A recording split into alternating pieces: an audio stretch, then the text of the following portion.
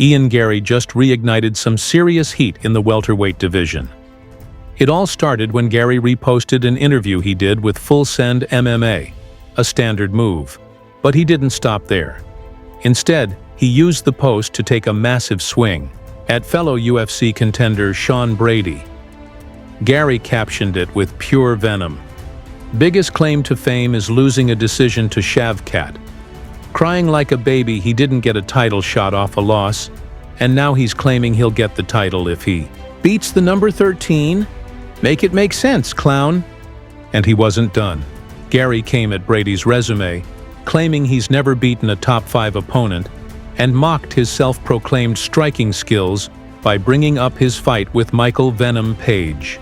Calls himself an elite striker, but held on for dear life against MVP. Then came the low blow. Gary mocked both Brady and MVP in one swoop, saying, "Wacky and Bookie barely speak English." Things got even more personal when Gary roasted Brady's appearance. Sean Brady looks like he's straight out of Lord of the Rings. And just when fans thought he was done, Gary threw in one last savage line targeting Neil Magny. Neil Magny's soul is in here. Look, there it is. It was a clear shot at Magny's past loss, likely to Brady, suggesting the beatdown was so severe it left Magny spiritually vacant. Overall, the message from Ian Gary was crystal clear. He doesn't respect Sean Brady's record, doesn't see him as a contender, and definitely doesn't think he belongs in the title picture. Now, on to our second story. Belal Muhammad defends Islam Makhachev, says Ilia Topuria hasn't earned the fight. Belal Muhammad is standing tall for Team Khabib, and he's not mincing words.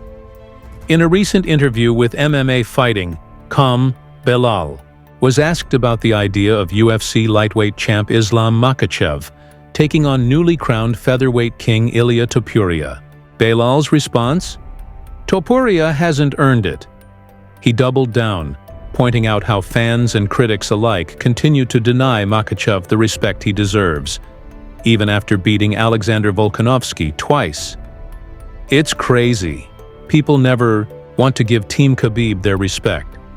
They just want to see them lose so badly. They'll spin it no matter what.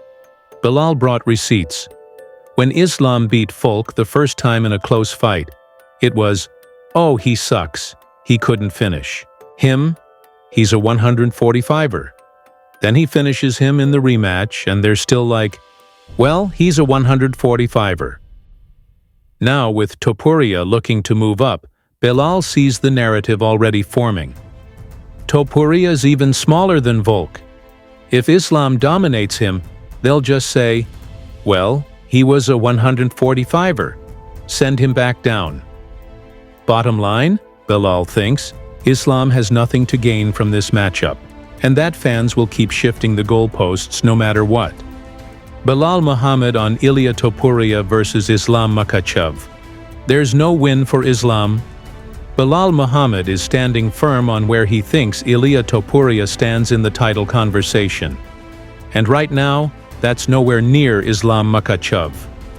In a recent interview, Belal broke it down plain and simple. There's no win for Islam fighting Topuria right now. Nothing to gain.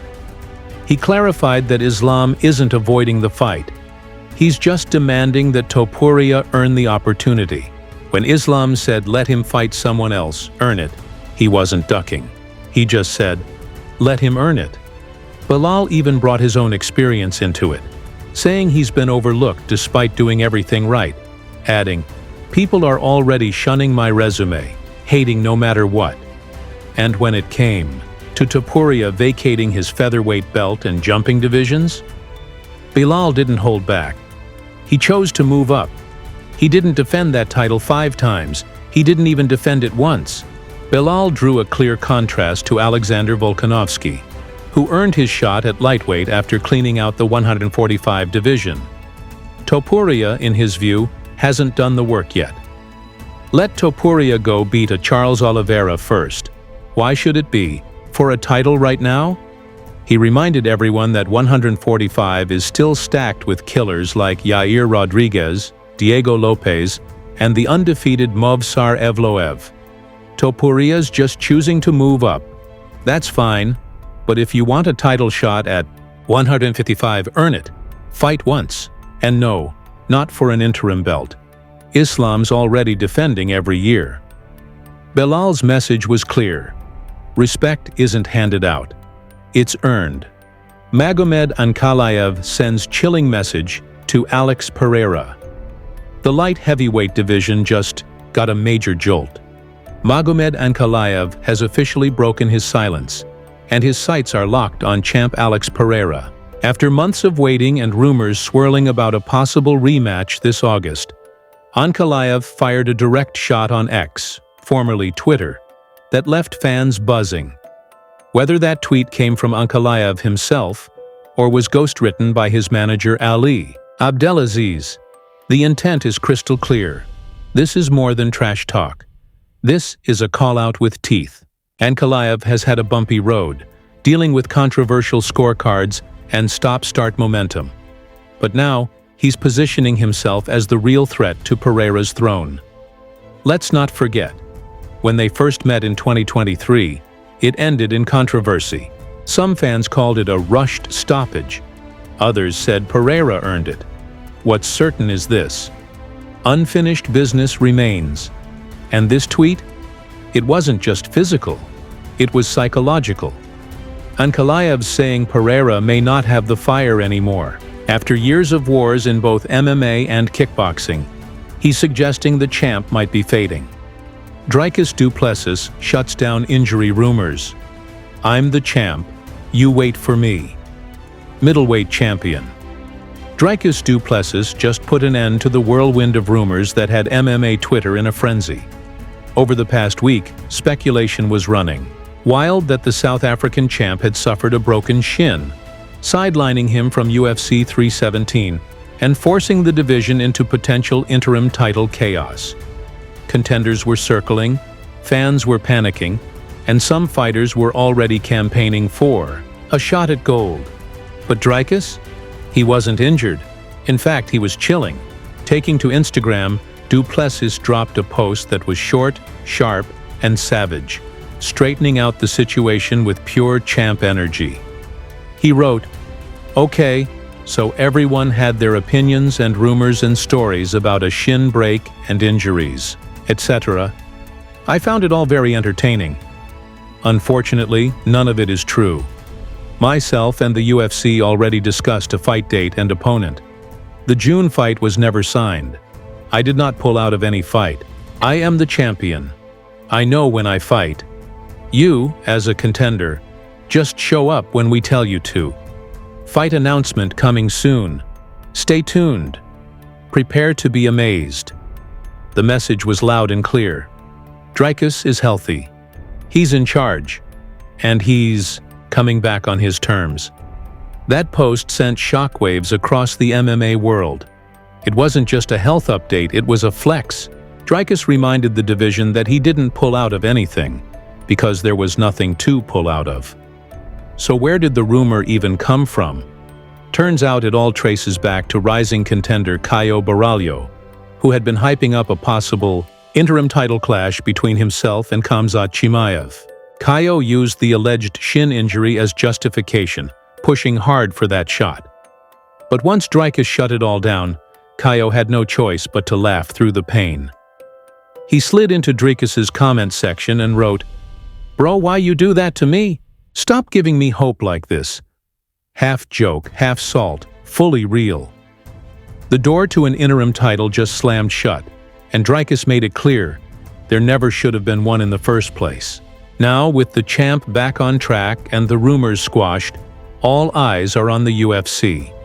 Will they book Khamzat Chimaev, a returning Israel Adesanya, or throw in a wild card? Whatever's next, Dricus says to get ready. He's locked in and ready to amaze. Daniel Cormier says no to interim belt talk. Put respect on Dricus' name. As the interim title chatter around the middleweight division heats up, One big voice in the MMA world isn't having it. Daniel Cormier. On a recent episode of DC and RC, the former double champ addressed the rumors of Dricus Du Plessis being out due to injury, and the growing push for an interim belt featuring Khamzat Chimaev versus Caio Borralho. Cormier was clear, "I like the idea of Khamzat versus Caio. It's a great fight. But for an interim title? No. Dricus doesn't deserve that." Daniel Cormier. Give Dricus the same respect we gave past champs. Daniel Cormier didn't just defend Dricus Du Plessis, he laid down precedent. During a recent episode of DC and RC, the former double champ pointed to history to back up why there's zero need for an interim middleweight title. Cain Velasquez was off for nearly 2.5 years, Cormier said. It was almost 2 years before Fabricio Werdum even fought for an interim belt. So why are we rushing things now? To DC, this isn't just about time off, it's about respect. Dricus has been underestimated time and time again, and each time he's come through and proven people wrong. Cormier believes that should count for something. Dricus, in his eyes, has earned the right to recover without getting his title snatched from under him. But of course, you can't talk middleweight without bringing up Khamzat Chimaev. And Cormier gets the frustration. "Hell, I'm frustrated," he admitted. "I wanted to see Khamzat fight for the title 2 years ago. He's that special. Doesn't matter if it's 170 or 185, the guy's ready." Still, DC made it clear, timing matters. Now he has to wait, and the question is he willing to? Dricus has told us he's not the most active. So yeah, it's time wasted. You only get to be young once. You've got to fight. And that's where Caio Borralho enters the picture. Cormier sees him as the perfect solution. No need for an interim belt. No manufactured stakes. Just the right matchups at the right time while the champ recovers properly. The bottom line from DC, respect the champ, make smart fights, and don't rush greatness. Joe Rogan. Gene Silva is a future world champion. Gene Silva might have just blown the roof off the featherweight division, and Joe Rogan definitely noticed. After Silva's devastating second-round submission win over Bryce Mitchell, the UFC commentator and podcast legend couldn't stop singing his praises on a recent episode of The Joe Rogan Experience. "Gene Silva is a monster, dude. The guy looks like a world champion," Rogan said. "He just beat Bryce Mitchell from pillar to post the entire fight." And coming from Rogan, a guy who's analyzed some of the greatest to ever do it, that's no small compliment.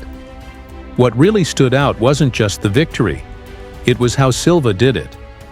Rogan described Silva's performance as calm, composed, and surgical. "He was smiling, laughing, like he was never in danger," Rogan said. "He looked like he was on a completely different level.